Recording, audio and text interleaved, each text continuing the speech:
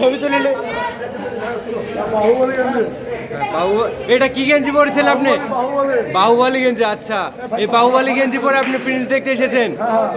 আচ্ছা, তো প্রিন্স দেখে আপনার কেমন লাগলো একটু রিভিউ দেন। খুব ভালো লাগলো, একবার সে উড়াই দিতে ফাটাই দিতে সব, সে যে বন্দুক শাহিদ খানে ডিও ডিও ডিও সব উড়াই দিতে। ও নাইস।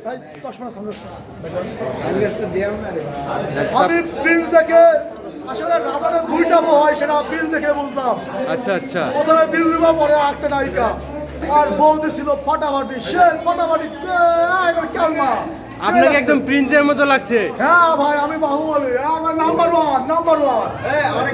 আমি নাম্বার ওয়ান ভাই।